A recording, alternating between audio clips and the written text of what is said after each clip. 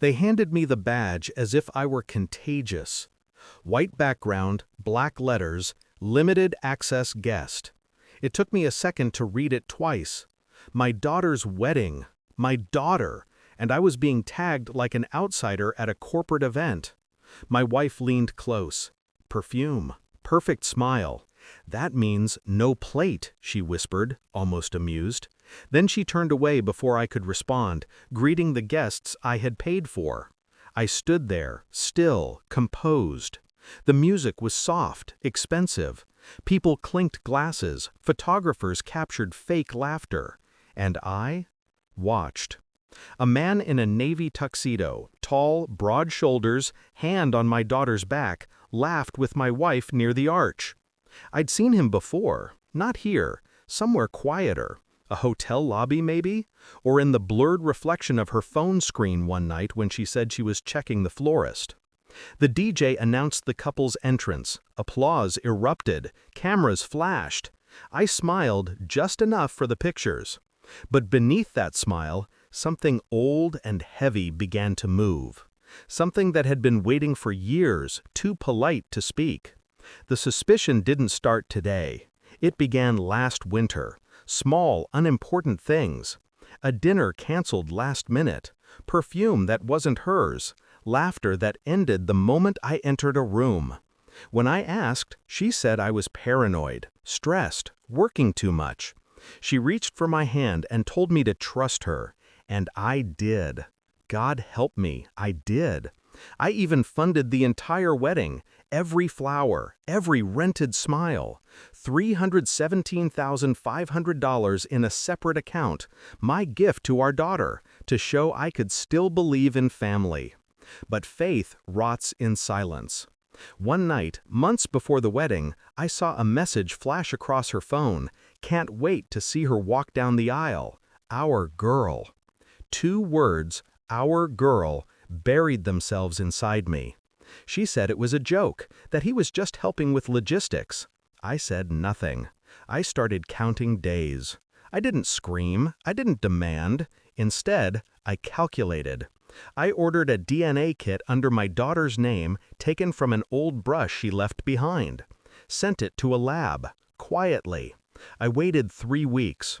During that time, I watched my wife more closely. Every detail. The way she smiled when he texted. The subtle way she flinched when I entered the room mid-call. The constant mention of how lucky she was that he was helping with the venue. One evening, she came home humming, a smear of lipstick slightly faded. I asked how the tasting went. She said, perfect. He loved it. He, not they. I noted it down, mentally, precisely.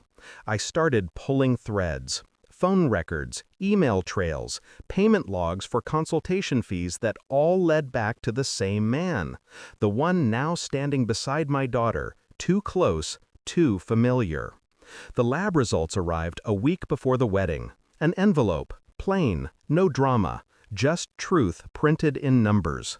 I didn't open it immediately.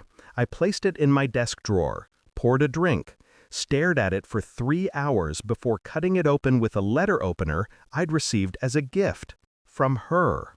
The percentage stared back at me, 0.0%. She wasn't mine.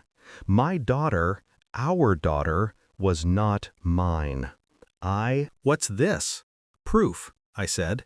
She stared down, then up. Her lips parted, trembling. You tested? Yes. Silence. Then a small, pitiful laugh. You went behind my back? I tilted my head. You went beneath my life. She broke. Words, tears, explanations, all meaningless noise spilling from a mouth that once said my name like a promise. I didn't mean, don't, I cut in. You meant every second of it. The man's name slipped out eventually, some coworker, married too. She said they were confused. That word again, confused, as if betrayal were a fog you simply wandered into. I stood, calm, detached. I'm not confused anymore. 2 days later, I sent her a message, short, clinical. Meet me at the same hospital, 4th floor. When she arrived, she looked smaller. No makeup, eyes red. Still clinging to the illusion that this was salvageable. I waited near the same elevator where it all began. When the doors opened, the man was there, her co-worker, standing with a nurse holding his own medical file. They froze. Perfect symmetry. I stepped aside, gesturing toward them like a conductor cueing the final note. "Lena," I said softly, "congratulations. You both have something in common now." Her eyes darted between us, horror blooming slow and raw. He stammered her name, trying to explain something to me, to her, but words collapsed under the weight of exposure. I didn't raise my voice, didn't strike him. I simply walked past them into the corridor, leaving their shared ruin behind. There's a silence that follows truth, the kind that suffocates even air. I could hear it echoing behind me as the elevator doors closed. I packed that night. No shouting, no tears, just folded shirts, silence, and a strange lightness I hadn't felt in months. Lena sat on the edge of the bed, watching. "Where will you go?" she whispered. "Anywhere that doesn't echo with your voice." Her tears came quietly. They didn't move me. When I walked out, I didn't look back. There's no poetry in destruction, only relief when the noise finally stops. Outside, the air smelled cleaner, colder. I thought about that elevator again, the moment everything paused, then dropped.